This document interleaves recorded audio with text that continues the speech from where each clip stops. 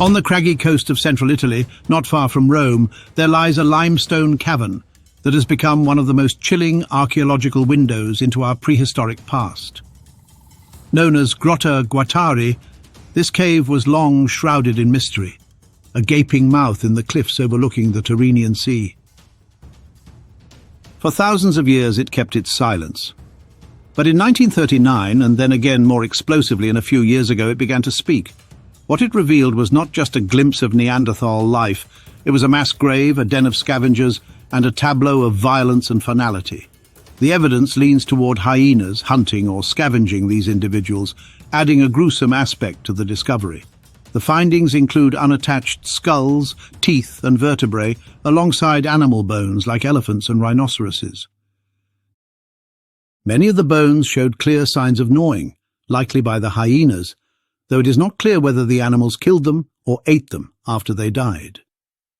Archaeologists believe the hyenas may have used the cave as a place to bring back their kill to store and eat it. Yet, the story of Grotta Guattari is not simply about bones. It is about what those bones tell us, of sudden death, of jaws that crushed skulls to reach the brain, of young children and adult women torn apart by predators. It is about the line between life and death in Ice Age Europe, where even humans could become prey. And it is also about the surprisingly complex and coastal way of life these Neanderthals led, before their lives were cut short, and their remains desecrated by the hyenas that followed. When Italian archaeologist Alberto Carlo Blanc stepped into the cave in 1939, he had no idea that the site would become so infamous. What he found first was a single Neanderthal skull, eerily intact, missing its jaw, its base punctured, and the brain case hollowed out. Initially there were romantic ideas. Was it a burial? Was it ritual cannibalism? But decades later, researchers revised their conclusions.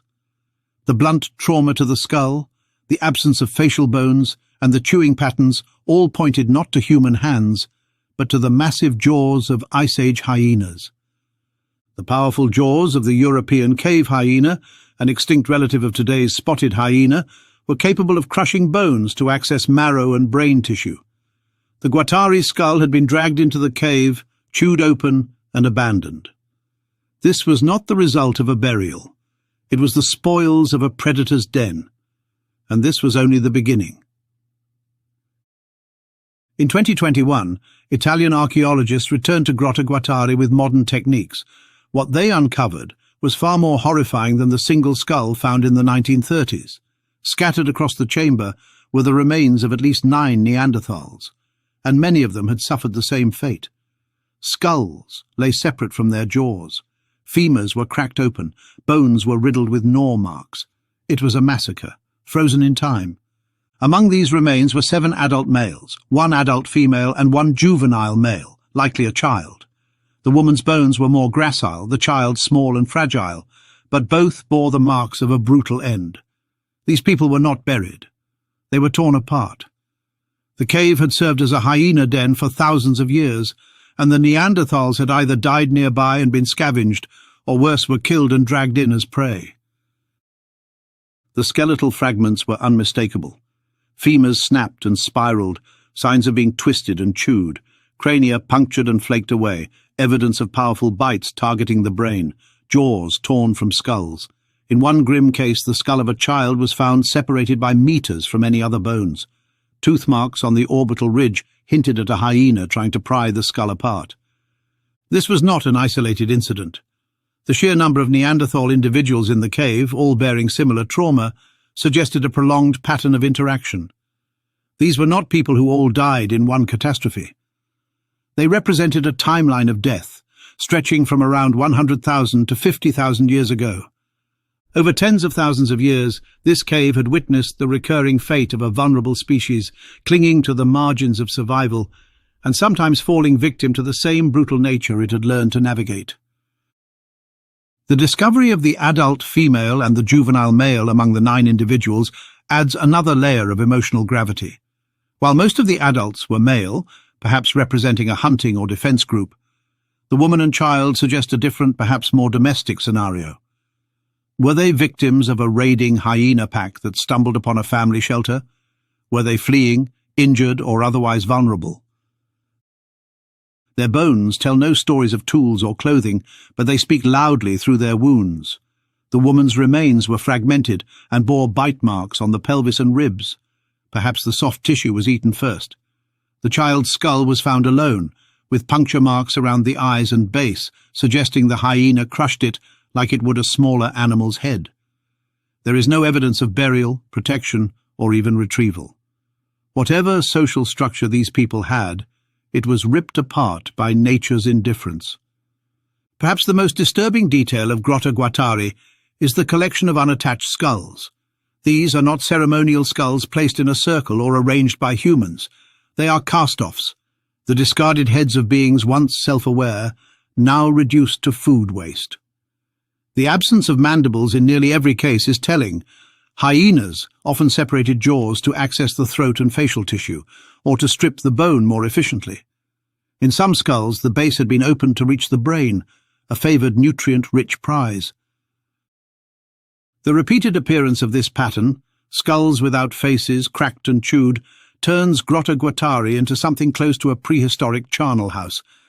It is hard not to imagine the stench, the sounds of hyena pups crunching through brow ridges, the echo of gnawed skulls bouncing off the limestone walls. So why did this happen here, over and over? Grotta Guattari offered predators everything they needed. Its entrance was large and accessible. Its interior remained cool and protected.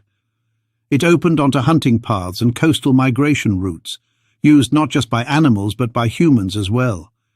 Neanderthals could have sought shelter here temporarily, not realizing that they were intruding on a hyena lair. Or hyenas may have dragged the dead from nearby kills into the cavern to feed in peace. There's even the possibility that injured or dying Neanderthals wandered into the cave and succumbed, only to be found later by scavengers. In some Ice Age sites, people buried their dead, but not here. There is no indication of graves or funerary rituals. These were the unclaimed, the abandoned, or the overwhelmed. Yet the relationship with hyenas wasn't always one-sided. Neanderthals living near what is now Madrid may have used hyena pelts to keep warm in the cold Iberian mountains. Until now, it was widely considered that prehistoric hominids mostly wore the skins of herbivorous mammals such as deer or bovines. But new research suggests that the Neanderthal wardrobe may have included the furs of hazardous carnivores. The Navalmayo rock shelter, recognized as a Neanderthal hunting site, provides evidence of this perilous archaic habit. Researchers discovered the bones of numerous plant-eating animals in a layer of dirt previously dated to between 66,000 and 83,000 years ago, indicating that the site's archaic human occupants slaughtered and skinned them. Researchers discovered a hyena paw bone with patterns that may have been formed by Neanderthal tools, but might alternatively have been caused by bite or trampling by other animals. To identify how these flaws were created, the authors of a recent study used an artificial intelligence algorithm capable of differentiating between man-made bone changes and those caused by non-anthropogenic factors. The program classified all of the signs as cut marks, write the researchers, indicating that the bones were processed with Neanderthal stone tools. More particular, they discovered that the marks on the recovered hyena phalanx can be related to the animal's skinning activity due to their position and orientation. The bone does not appear to have been cracked apart to access the marrow, indicating that the hyena was simply used for its pelt and not consumed by the Neanderthals of Navalmayo. According to the study's authors, hyena fur may have been sought for due to the frigid circumstances at the hunting site, which is 3,600 feet above sea level. This site is located in an area where the usage of fire in conjunction with skins as clothing or bed covers may be critical for survival, according to the experts. Until recently, there was no archaeological evidence that Neanderthals used carnivorous animals for food or clothing, but a research published last year revealed that ancient humans hunted cave lions in Germany. There are 3 previous cases of hyena remains discovered at Neanderthal sites, but this is the first to indicate that the animal was utilized solely for its pelt. Hyena bones discovered at another Neanderthal cave in Spain, for example, appear to have been killed for meat. Meanwhile, a particularly intriguing discovery in France with modified hyena bones has been interpreted as a symbolic item, with some experts proposing that the marks on the bones reflect a number notation system. The study authors suggest that the use of a carnivore pelt may have symbolic significance in the Neanderthal world, a topic of ongoing dispute. However, current evidence from Naval Mayo rock shelter does not support this notion. Thus, it appears that the utilization of the hyena pelt was primarily opportunistic. Indeed, Neanderthals were not primitive brutes waiting to be devoured. The Neanderthals of Grotta Guattari lived in an extraordinary ecological niche. The nearby landscape was not the ice-blasted tundra often imagined in Neanderthal lore. Instead, it was rich in limestone cliffs, coastal plains and marine resources. The sea provided shellfish, fish, and even stranded cetaceans. Inland, forests and scrublands hosted red deer, horses and aurochs. There is growing evidence that Neanderthals along the Mediterranean coast, including those from nearby sites like Grotta dei Moscherini, exploited the sea not just opportunistically, but deliberately. They gathered shellfish, collected volcanic pumice, and even dived for clamshells, as evidenced by broken and polished tools. This paints a radically different picture. Neanderthals who understood the tides, who worked stone and bone near the surf, who may have returned to the sea again and again with intention. The individuals found in Grotta Guattari likely lived in such a world. They may have made their homes in coastal shelters, crafted wooden spears and scrapers, and roasted mollusks over hearths. The cave that would become their tomb was likely not a home, but a trap. Some have suggested that Grotta Guattari offers insight into the decline of the Neanderthals in this region.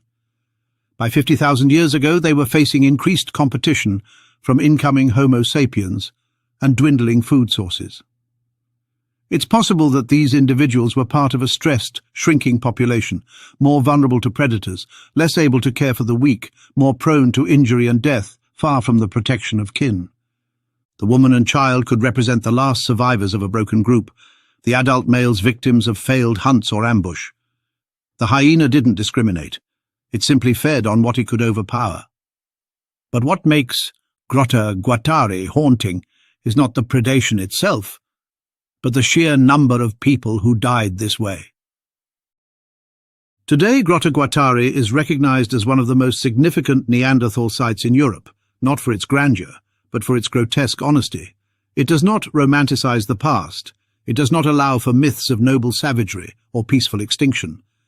It shows us what extinction really looks like: the helplessness of flesh beneath fang, the silence after the pack has moved on, the bones crumbling in a cave no longer visited by kin. But it also gives us data. The DNA preserved in the bones may yield genetic secrets in years to come. The stone tools found nearby, although sparse, indicate a once-active tool-making tradition. The placement of the bodies, the ages, the sex ratios, all of these paint a picture of life, however fleeting, in an Ice Age world where even the sea could not protect you from the jaws of the land.